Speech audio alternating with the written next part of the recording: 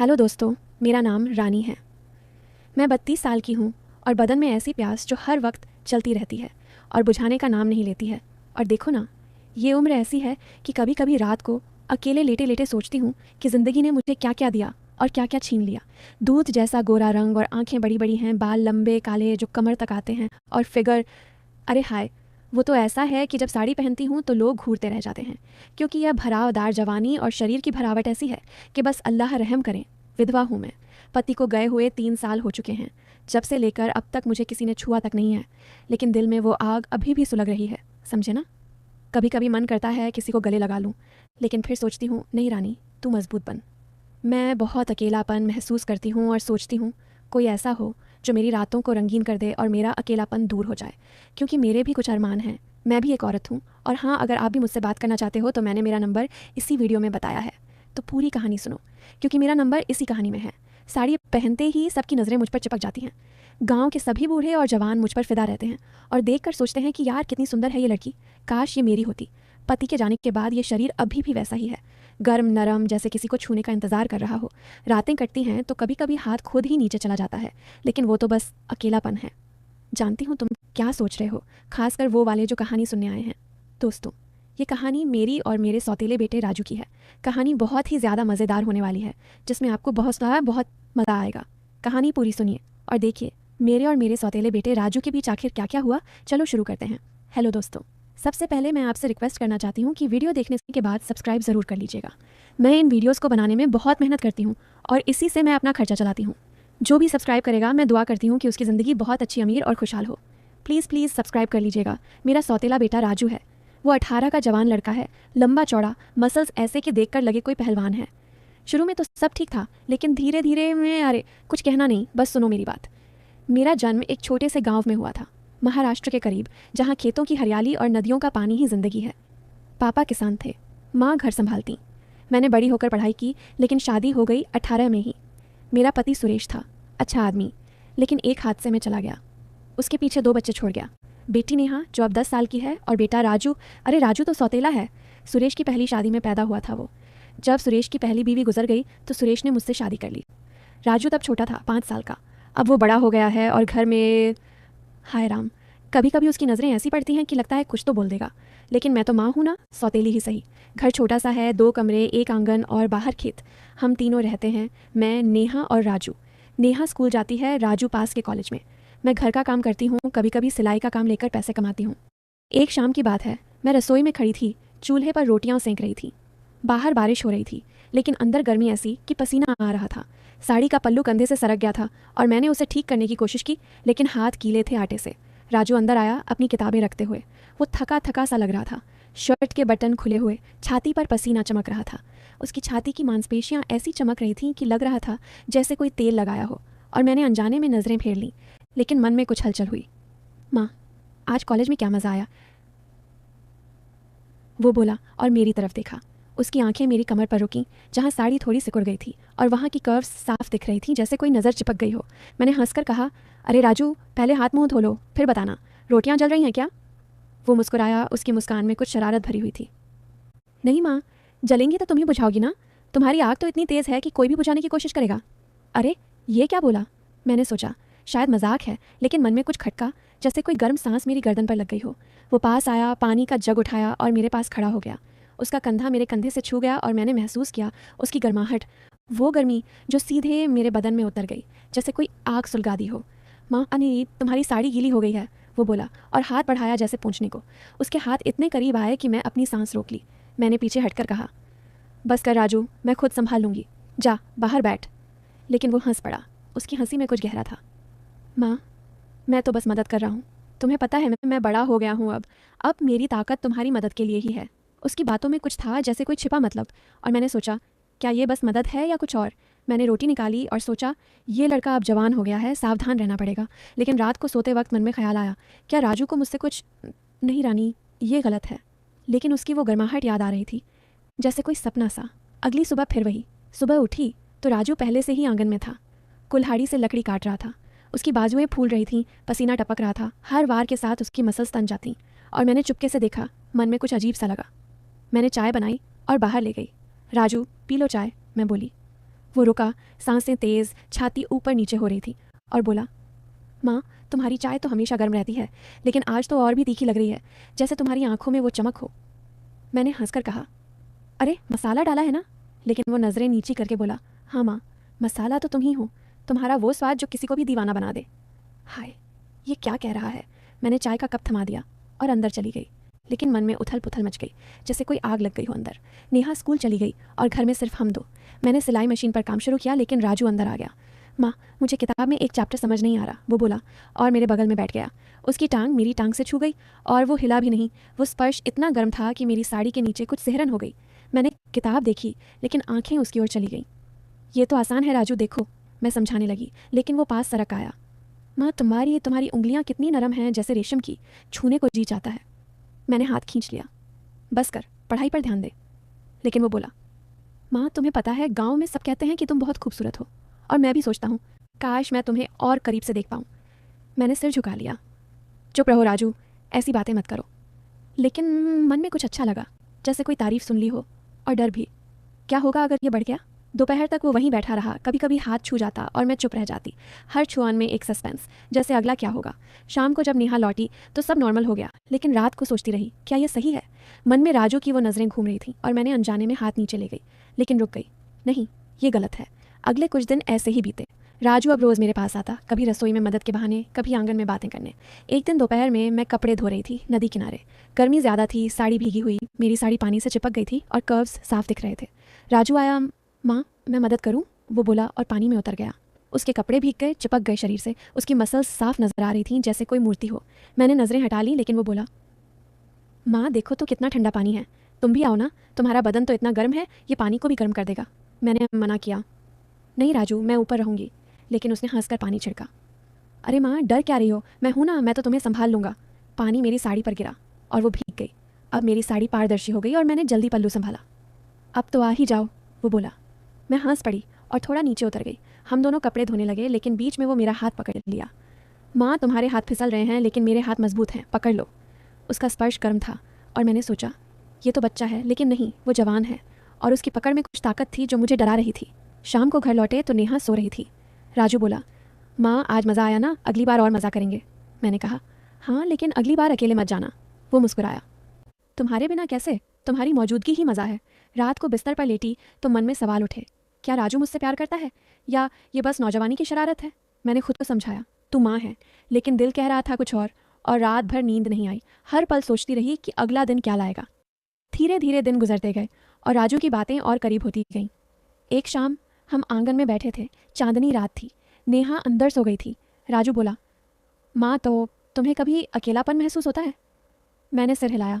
हाँ राजू, होता है। पापा चले गए तो सब कुछ बदल गया। वो पास आया। माँ, मैं हूँ ना, मैं तुम्हें कभी अकेला नहीं छोड़ूंगा, रातों को भी नहीं। उसका हाथ मेरे हाथ पर रख दिया। गर्मी ऐसी कि लग रहा था बिजली दौड़ रही है और मैंने महसूस किया उसकी उंगलियाँ धीरे धीरे मेरी हथेली पर घूम रही हैं। राजू, ये, मैं बोली, लेकिन वो बोला, माँ तुम मेरी हो हमेशा से। हाय राम, ये क्या कह रहा? मैंने नहीं राजू, मैं तेरी माँ हूँ। लेकिन वो बोला, सौतेली माँ, लेकिन दिल से तो माँ ही, लेकिन कभी कभी लगता है और कुछ, जैसे तुम्हारा बदन भी मेरा हो। मैं उठकर अंदर चली गई। दिल धड़क रहा था, जैसे कोई तूफान आ गया हो। उस रात नींद नहीं आई। सोचा कल बात करूंगी साफ साफ। लेकिन सुबह राजू नॉर्मल था, जैसे कुछ हुआ ही ना हो। दिन भर काम किया, लेकिन शाम को फिर वही। वो मेरे पास आया। माँ सॉरी अगर कल कुछ बुरा लगा। मैंने कहा, नहीं राजू, बस सीमा में रहना। वो हंसा। सीमा? माँ, सीमा तो तोड़ने के लिए ही होती है, और मैं तो तोड़ दूंगा तेरी वो दीवार। अरे ये लड़का क्या चाहता है? मन में शक हुआ, लेकिन साथ ही डर भी। गांव में लोग क्या कहेंगे अगर कुछ पता चला, और क्या होगा अगर मैं खुद कमज़ोर पड़ गई? अगले दिन मैंने सोचा राजू को दूर रखूं, लेकिन वो फिर आ गया। रसोई में मेरे पीछे खड़ा हो गया। माँ, सब्जी काटने में मदद करूं? उसका बदन मेरे पीठ से सटा और मैंने सिहरन महसूस की। नहीं राजू, मैं कर लूँगी। लेकिन वो बोला, माँ तुम्हारी पीठ पर इतना पसीना, मैं पोंछ दूँ? हाय, ये बातें मैंने घूरा, लेकिन वो हंस दिया। कुछ दिनों बाद एक अनोखा मोड़ आया। गांव में मेला लगा था, लेकिन हम नहीं गए, घर पर ही थे। रात को बिजली चली गई। राजू ने कहा कि वो एक पुरानी रेडियो सुना रहा है जो पापा का था। हम दोनों बैठे सुन रहे थे पुराने गाने। नेहा सो चुकी थी। राजू बोला, माँ ये गाना सुनो, तेरी आंखों में कुछ है। और वो मेरी आंखों में देखने लगा। अंधेरे में उसकी आंखें चमक रही थीं। मैंने शर्माकर नजरें झुका लीं। राजू, ये गाने हैं, हकीकत नहीं। लेकिन वो बोला, हकीकत तो और भी मीठी है माँ, जैसे तेरी होंठों का स्वाद। उसका हाथ मेरी कमर पर सरक गया हल्के से और मैं चौंक गई। वो स्पर्श इतना इलेक्ट्रिक था कि मेरा बदन कांप गया। राजू, क्या कर रहे हो? वो बोला। बस सहारा दे रहा हूँ अंधेरे में, लेकिन अगर सहारा और मजबूत चाहिए तो बोलो। मैंने धक्का दिया, लेकिन मन में उत्तेजना थी, जैसे कोई आग भड़क रही हो। उस तो निचार्ज, मैं बोली। वो गया, लेकिन रात भर सोचती रही, क्या ये सिर्फ सहारा था या कुछ और। अगले दिन मैंने फैसला किया कि राजू को समझाना होगा। दोपहर में जब नेहा स्कूल गई, मैंने उसे बुलाया। राजू बैठ, बात करनी है। वो बैठा। क्या माँ? मैं बोली। तेरी ये हरकतें अच्छी नहीं, मैं तेरी माँ हूँ। वो बोला। माँ, मैं तो बस प्यार करता हूँ, तू अकेली है, मैं भी, और तेरी वो गर्मी मुझे बुला रही है। मैंने आंसू पोंछे। प्यार तो माँ बेटे का होता है, ये नहीं। लेकिन वो पास आया, गले लगाने को। उसके बदन की गर्मी फिर महसूस हुई। मैं पीछे हटी। नहीं। तभी नेहा की आवाज़ आई। वो जल्दी लौट आई थी। सब शांत हो गया, लेकिन मेरा दिल अभी भी धड़क रहा था। क्या नेहा ने कुछ देख लिया? लेकिन ये तो बस शुरुआत थी। दिन बीतते गए और राजू की कोशिशें बढ़ती गईं। एक दिन हम खेत में गए फसल चेक करने। वहाँ अकेले थे। राजू बोला, माँ देखो ये फसल कितनी हरी है, जैसे तेरी ज़िंदगी होनी चाहिए, लेकिन सूखी ना हो जाए। मैं हंसी। हरी तो है, लेकिन सूख भी सकती है। वो बोला, मैं पानी दूंगा, हर तरह का पानी। और वो मेरे पास आया, जैसे गले लगाने को। हवा तेज़ थी, मेरे बाल उड़ रहे थे और साड़ी का पल्लू फिर सरक गया। राजू बस कर, मैं बोली, लेकिन वो बोला, माँ एक बार तो मान लो, तेरी वो नरमी छू लूँ। मन में डर था, लेकिन कुछ और भी, जैसे कोई तड़प। शाम को घर लौटे तो मैंने सोचा शायद किसी को बताऊं, लेकिन किसे? गांव में बदनामी हो जाएगी। रात को नेहा से बात की। बेटी, राजू कैसा है स्कूल में? नेहा बोली, भाई बहुत अच्छा है माँ, लेकिन कभी उदास रहता है, जैसे कुछ चाहता हो। उदास? क्यों? अगली सुबह राजू से पूछा। वो बोला, माँ कॉलेज में लड़कियां हैं, लेकिन कोई तेरी जैसी नहीं। तेरी वो कमर, तेरी आंखें। हाय, ये क्या? मैंने डांटा, ऐसी बातें मत करो। लेकिन वो हंस पड़ा। माँ मजाक कर रहा हूँ, लेकिन सच्चाई तो है ना। दिन भर मैं परेशान रही और शाम को राजू फिर आया। मेरी साड़ी की तारीफ करने लगा। माँ, ये साड़ी तेरे शरीर पर कितनी अच्छी लग रही है, जैसे चिपक गई हो। मैंने कुछ न कहा, लेकिन मन में सस्पेंस बढ़ गया। क्या आज कुछ होगा? समय बीतता गया, महीने भर हो गया। अब राजू की नज़रें और गहरी हो गईं। एक शाम मैं स्नान कर रही थी, आंगन के पीछे छोटे से जगह में। राजू अचानक आ गया। माँ, पानी खत्म हो गया क्या? मैंने जल्दी साड़ी लपेटी, लेकिन गीली साड़ी चिपक गई और मेरी स्किन चमक रही थी। हाँ राजू, जा बाहर। लेकिन वो रुका। माँ, तुम्हारी पीठ पर साबुन लग गया है, मैं मल दूँ? मेरे हाथ मजबूत हैं। अरे बाप रे, ये कैसे बोला? मैं चिल्लाई, बाहर जाओ। वो गया, लेकिन हंसते हुए, और मैंने सोचा क्या वो सच में मदद करना चाहता था या कुछ और। मन में गुस्सा आया, लेकिन रात को सोचा शायद ये नौजवानी है, लेकिन मेरी प्यास भी तो जाग रही है। अगले दिन मैंने उसे सख्ती से कहा, राजू अगर ऐसी हरकतें की तो घर से निकाल दूंगी। वो रो पड़ा। माँ सॉरी, मैं बस प्यार करता हूँ, तेरी वो खुशबू मुझे पागल कर देती है। रोते हुए गले लग गया। उसके आंसू मेरी छाती पर गिरे। मैंने सहलाया, बेटा प्यार तो ठीक है, लेकिन सीमा में। उस दिन से थोड़ा शांत हो गया, लेकिन मन में शक बना रहा। नेहा को भी कुछ लगने लगा। माँ भाई, तुम्हें क्यों इतना घूरता है?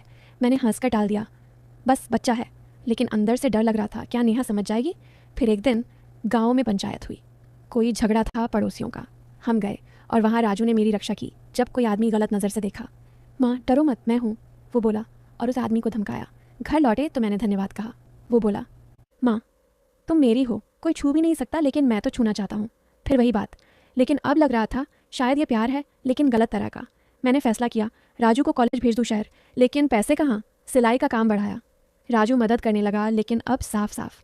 माँ मैं कमाऊँगा तेरे लिए और तेरी सेवा करूँगा हर तरह से। अच्छा लगा।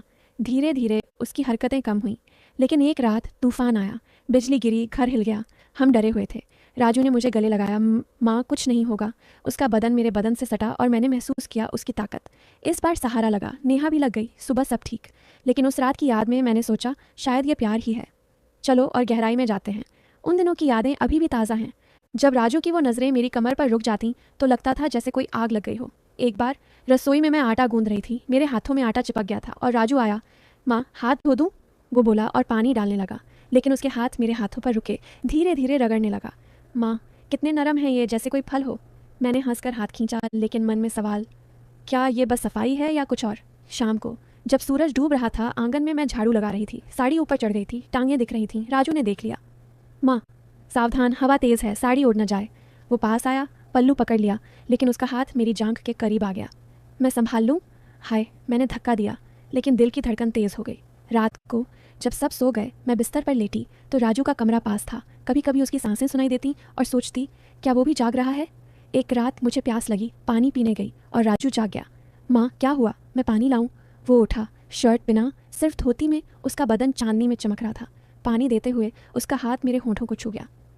माँ सावधान, गिर न जाए। वो स्पर्श जैसे बिजली और मैं जल्दी अंदर चली गई। अगले दिन कॉलेज से लौटते हुए राजू ने कहा, आज एक दोस्त ने कहा कि तू कितनी अलग है। मैंने कहा हाँ, लेकिन वो मेरी है। अरे ये क्या, मैंने डांटा, लेकिन अंदर अच्छा लगा। फिर एक दिन नेहा बीमार हो गई, बुखार आ गया। राजू ने देखभाल की, लेकिन रात को जब मैं नेहा के पास बैठी थी राजू आया। माँ तुम थक गई हो, मैं मालिश कर दूँ? वो बोला और मेरे कंधों पर हाथ रख दिया। धीरे धीरे दबाने लगा। माँ कितने टाइट हैं ये, रिलैक्स करो। उसकी उंगलियाँ मेरी गर्दन पर घूमी और नीचे सरकने लगीं। मैंने रुकवाया। बस राजू, ठीक हूँ। लेकिन वो बोला, माँ पूरा बदन को मालिश चाहिए वरना दर्द रहेगा। सस्पेंस, क्या वो नीचे जाएगा? नेहा की आंखें खुलीं तो रुक गया। नेहा ठीक हुई, लेकिन वो मालिश की याद में मैं परेशान रही। गर्मियों में एक दिन नहाने के बाद मैं साड़ी पहन रही थी। कमरा बंद था, लेकिन राजू ने दरवाज़ा खटखटाया। माँ कुछ चाहिए? मैंने कहा नहीं, लेकिन वो अंदर घुस आया। माँ तौलिया गिर गया है, मैं उठा दूँ? मेरी साड़ी आधी बंधी थी और वो करीब आया। माँ मदद करूँ? हाय राम, मैंने झटके से बांधा। बाहर जाओ। वो हंसा। माँ शर्मा क्या रही हो, मैं तो सब जानता हूँ। ये अलग बात। फिर से मन में आग लग गई। शाम को खेत में फसल काटते हुए राजू ने कहा, ये कटाई कितनी मज़ेदार है, जैसे तेरी साड़ी के बटन खोलना। मैं चौंकी। क्या कहा? वो बोला, मजाक माँ, लेकिन सच्चाई तो है। दिन भर सस्पेंस, क्या बोलेगा अगला। रात को बारिश हुई, छत टपक रही थी। राजू ने कहा, माँ मेरे साथ सो लो, ठंड लगेगी। मैंने मना किया, लेकिन वो जोर दिया। बस नेहा बीच में। हम तीनों सोए, लेकिन रात को राजू का हाथ मेरी कमर पर आ गया, हल्के से। मैंने हटाया, लेकिन नींद में फिर आया और मैं चुप रही। वो गर्माहट अच्छी लग रही थी। सुबह उठी तो शर्म आई। क्या ये सही था? समय के साथ राजू की कोशिशें और चालाक हो गईं। एक दिन गांव के बाजार से लौटते हुए रास्ता अंधेरा था। राजू ने हाथ पकड़ लिया। माँ डर गई हो? मैं हूँ। उसकी पकड़ मजबूत और धीरे धीरे उंगलियां मेरी हथेली में घुस गईं। घर पहुँचे तो बोला, माँ तेरी हथेली कितनी गर्म है। फिर रसोई में खाना बनाते हुए वो पीछे से आया। माँ मसाला डाल दूँ? लेकिन हाथ मेरी कमर पर रख दिया। ये मसाला तो पहले से ही है। मैं मुड़ी। राजू, वो बोला, सॉरी, लेकिन तेरी कमर इतनी पतली, हाथ फिसल गया। सस्पेंस, क्या सच में फिसला? नेहा ने देख लिया। भाई क्या कर रहे हो? राजू हंसा। मदद कर रहा हूँ। लेकिन नेहा शक करने लगी। एक शाम मैं बाल संवार रही थी। राजू आया। माँ बाल कितने लंबे, छू लूँ? वो छूने लगा, उंगलियाँ मेरी गर्दन पर। कितनी सिल्की। मैंने कहा बस। लेकिन वो बोला, माँ अगर मैं तेरे बालों में उलझ जाऊँ तो? अलग बात। फिर से मन में हलचल। रात को सपने में राजू आया और सुबह उठी तो बदन गर्म था। अगले दिन सिलाई करते हुए राजू बगल में बैठा। माँ ये साड़ी किसकी? मैं बोली, गाँव वाली की। वो बोला, माँ तू पहन के दिखाना, देखूं कैसी लगेगी। मैंने मना किया, लेकिन वो जोर किया। प्लीज़। मैंने पहन ली और घूमी। कैसी? वो बोला, वाह माँ कमाल, लेकिन पल्लू ठीक कर दूं? हाथ बढ़ाया और छू गया कमर को। परफेक्ट। मैं शर्माई, लेकिन अच्छा लगा। शाम को आंगन में चांद निकला। राजू बोला, माँ चांद तेरी तरह सुंदर है, लेकिन तू और। पास आया, सांस मेरी गर्दन पर। माँ एक बार तो दे दो। मैं चौंकी। नहीं। पीछे हटी, लेकिन दिल धड़क रहा था। फिर एक दिन त्यौहार आया, गांव में उत्सव, सब नाचे, लेकिन घर पर हम। राजू ने कहा, माँ लो ना। मैं हंसी। नहीं। लेकिन वो संगीत बजाया और हाथ पकड़ लिया। चलो बस थोड़ा। हम घूमे। उसके हाथ मेरी कमर पर करीब करीब सटा। माँ कितना मज़ा, जैसे शादी का। सस्पेंस, क्या ये डांस है या कुछ और? नेहा सो गई तो रुक गए, लेकिन वो स्पर्श याद रहा। अगले दिन राजू बीमार पड़ा, बुखार। मैंने देखभाल की, माथे पर हाथ रखा। ठीक हो जाएगा। वो बोला, माँ तेरी ठंडक अच्छी लग रही है, पूरा बदन छू लो।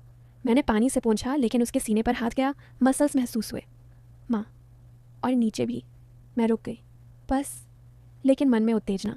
वो ठीक हुआ तो बोला, माँ तूने बचाया, अब मैं तेरी हर इच्छा पूरी करूँगा। क्या मतलब? दिन बीतते गए, राजू की बातें और अलग सी हो गईं। एक दिन नदी में नहाने गई, राजू साथ। माँ मियाँ रहा किस, मैं पहरा रखूँगा। मैं नहाई, लेकिन वो पानी में कूद गया। माँ मदद चाहिए? उसके कपड़े भीगे, चिपके, और वो मेरी तरफ आया। साबुन दो। मैंने दिया, लेकिन हाथ छू गया। माँ तेरी स्किन कितनी स्मूथ। मैं जल्दी बाहर आई, लेकिन सस्पेंस बना रहा। शाम को घर में राजू ने कहा, माँ आज रात 7 सोई। मैंने मना किया, लेकिन तूफान आया, फिर वही, गले लगे। उस रात उसका हाथ मेरी कमर पर रहा और मैंने नहीं हटाया। नींद में, सुबह शर्म, लेकिन कुछ अच्छा भी। महीनों बाद जब राजू को सीमा पसंद आई तो पहले शक हुआ, क्या वो मुझे भूल गया? लेकिन राजू ने कहा, माँ, सीमा अच्छी है लेकिन तू हमेशा नंबर 1। शादी में जब डांस हुआ राजू ने मुझे नचाया। माँ, याद है वो दिन? महीनों बीत गए, अब राजू बदल गया। कॉलेज में अच्छे नंबर आए और वो बोला, माँ, मैं डॉक्टर बनूंगा तेरी सेवा के लिए। मैं खुश हुई, लेकिन पुरानी बातें याद आती तो शर्म आती और कभी कभी उत्तेजना भी। एक दिन राजू ने कहा, माँ, मुझे माफ़ कर दो पुरानी बातों के लिए, मैं गलत था, तू मेरी माँ है हमेशा। मैंने गले लगा लिया। बेटा, सब भूल गया। नेहा भी खुश, लेकिन असली मोड़ तो अब आया। पता चला कि राजू को एक लड़की पसंद आ गई कॉलेज में, नाम सीमा। वो अच्छी लड़की है, राजू ने बताया। माँ, मैं शादी करूँगा लेकिन तेरी मर्जी से। मैं रो पड़ी खुशी से। हाँ बेटा, कर ले। शादी की तैयारी हुई, गांव वाले आए। अंत में जब सीमा आई घर तो राजू ने कहा, माँ, तूने मुझे सिखाया कि प्यार क्या होता है, माँ का प्यार। सब रोए। लोग जो सोच रहे थे कि कुछ होगा वो गलत थे। ये कहानी प्यार की है, माँ बेटे की। लेकिन शुरुआत में वो मसाला, वो अलग बातें, लेकिन दोस्तों कहानी यही ख़त्म। तो दोस्तों, कहानी आपको कैसी लगी कमेंट करके ज़रूर बताएं। और अगर आप चैनल पर पहली बार आए हो तो चैनल को सब्सक्राइब कर अपना प्यार ज़रूर दिखाना। मिलती हूँ एक ऐसी नई वीडियो के साथ, तब तक के लिए बाय बाय।